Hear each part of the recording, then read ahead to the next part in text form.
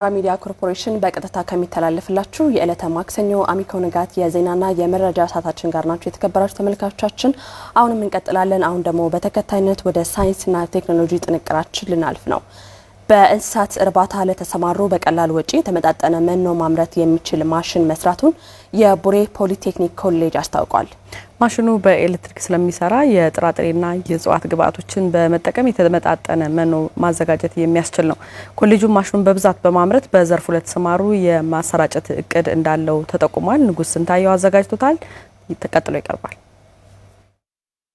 ቢቁና የሰለጠነ የሰው ኃይል በማፍራት የኢንዱስትሪ ሽግግር ለማፋጠን የቴክኒክና ሙያ ኮሌጆች ሚና ከፍተኛ ነው።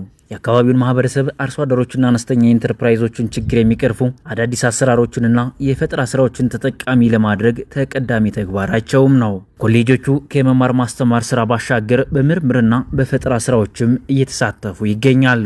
የእንስሳት ሀብት ምርታማነትን ለማሳደግና በዘርፉ የሚገባውን ፋይዳ እንዲያበረክት የመኖ አቅርቦት ወሳኝነት አለው። የቡሬ ፖሊቴክኒክ ኮሌጅ ይህንን ችግር የሚያቀልና በቀላል ወጪ መኖ ማዘጋጀት የሚችል በኤሌክትሪክ የሚሰራ ማሽን ሰርቷል።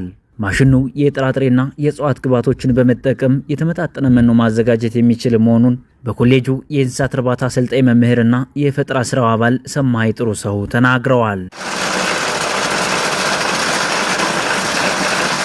ፕሌት ማሽን ትባላለች። የዚች ፕሌት ማሽን ዋና ጥቅሟ ምንድነው? የእንስሳት መኖን መፍጨትና በፕሌት ወይም ደግሞ በእንክብል መልኩ ማውጣት። በእንስሳት እርባታ ከፍተኛ የሆነ ወጪ የሚወስደው የእንስሳት መኖ ነው ማለት ነው። ይሄ ምንድነው? ከ70% በላይ ይወስድብናል ማለት ነው። በተለይ በአሁኑ ወቅት የትራንስፖርት አክሰስ በጣም አስቸጋሪ በሆነበት ወቅት መኖዎችን ከሩቅ ቦታ በከፍተኛ ዋጋ ገዝተን ማምጣትና ማሰራጨት አንችልም። ስለዚህ ይህንን መፍታት የምንችለው በአካባቢያችን ምን አይነት የሚያስፈልጉ የመኖ ግብዓቶች አሉ ብለን ካጠናም በኋላ ለዛ ከሚያስፈልጉ መኖ ግብዓቶችን የእንስሳት መኖችን መጥነን ማዘጋጀት እንችላለን ማለት ነው። በማሽኑ የተመጣጠነ መኖ ሲያዘጋጁም ከዚህ በፊት ከፋብሪካዎች ሲገዙት ከነበረው ከ1 ኩንታል እስከ 1000 ብር ወጪ ማስቀረት የሚችል ስለመሆኑም ጠቁመዋል። ትላልቅ ፋክተሪዎች የተለያዩ ባለሙያዎችን ቀጥሮ ነው በብዙ በቢሊየን ወጪ አውጥቶ ማሰራት ወይም ደግሞ ማዘጋጀት የሚችለው ማለት ነው። ይችኛው በ350 ሺህ ማሰራት ይችላል። ምናልባት ያውን ዋጋው ከጊዜ ወደ ጊዜ ራው ማቴሪያል ሊጨምር ይችላል። አሁን ባለው ግን እስከ 350 ሺህ ድረስ ባለው መግዛት ወይም ደግሞ ማሰራት ይችላል ማለት ነው። የቡሬ ፖሊቴክኒክ ኮሌጅ ዲን አማሃ ዘውዱ ኮሌጁ ከመደበኛው የመማር ማስተማር ስራው በተጨማሪ በተለያዩ ዘርፎች የተሰማሩ ኢንተርፕራይዞች ውጤታማ እንዲሆኑ እየሰራ ነው ብለዋል።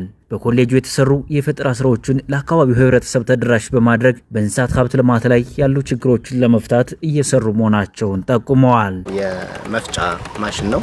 እሱም በዚህ በጀት ዓመት ነው የሰራ ነው። እሱን የኢንተርፕራይዞችን አቅም ሰፊ ጉልበት ሊቀንስ የሚችል ምርታማነትን የሚጨምር የስራ እድል የሚፈጥር ከውጭ የሚመጣ ምርትን ፎሬን ከረንሲን ያስቀራል። የውጭ ምርትን በሀገር ውስጥ መተካት የቴክኒክና ሙያ ኮሌጆች ድርሻ በጣም ላቅ ያለ ነው። ስለዚህ እነዚህን ማሽኖች ለአብዥ ኢንተርፕራይዞች እያሰለጠነ ነው። በቅርቡ አብዥ ኢንተርፕራይዝ አብስቶ ይሸጣል ማለት ነው።